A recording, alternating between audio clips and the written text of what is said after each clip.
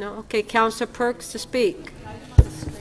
Thank you very much, Speaker. I have a motion on this item that City Council direct the Chief Planner and Executive Director, City Planning, to report to the November 16th, 2016 Planning and Growth Management Committee meeting on how well the City Planning Division is meeting performance metrics given the increase of development activity as outlined in the operating variance report.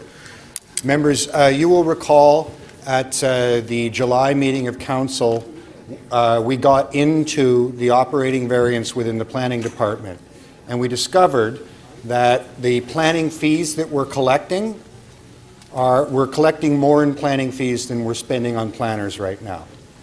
That's because, in part, the number of development applications that are coming in front of us has increased so dramatically that our staffing levels haven't kept up, or at least that's my view on what's happening. As a result, we're taking all this money from development applications and putting it into a reserve. We can only spend that money legally on managing development applications because that's what we collected the fees for. So there's a disconnect between the staff resources we're allocating to handling planning applications and the amount of money that we're collecting.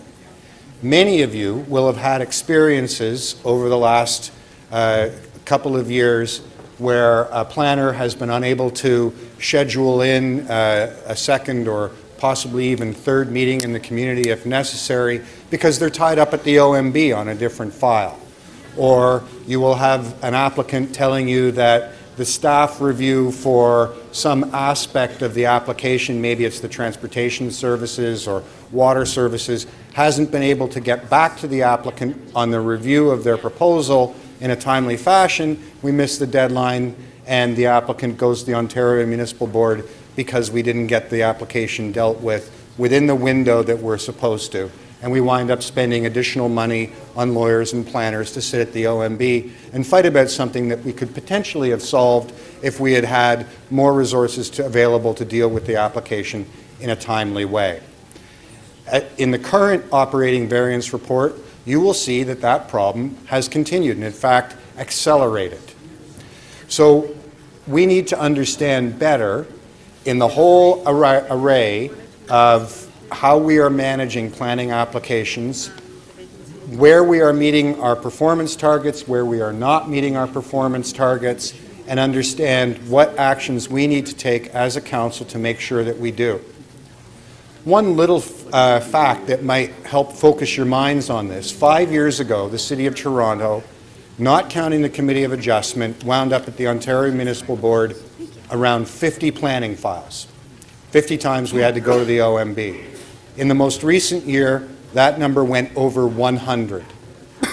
In other words, we are now allocating twice as much resource as we were 5 years ago, and those were boom years too, just to going to the Ontario Municipal Board with planners, lawyers, urban designers, giving evidence and struggling to get the needs of the City of Toronto and our official plan goals met.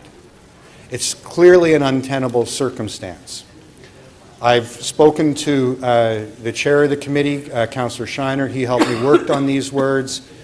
We both feel strongly that there are pressures that we need to figure out how to deal with better. I've spoken to the Deputy City Manager and the Chief Planner. They feel this timeline is a reasonable one for them to put some information in front of us. I think it's a necessary thing for us all to do. Any of you who've had to tell a community, well, I'm sorry, I can't do that extra working group meeting because the planner's at the OMB, or yes, I've been waiting to hear back from the Urban Forestry Department on some aspect of the application, but I haven't heard yet. Anyone who's lived that experience, and it will be most of us, will understand why a more thorough and careful look at this is necessary at this time. I hope you'll support the motion. Thank you very much.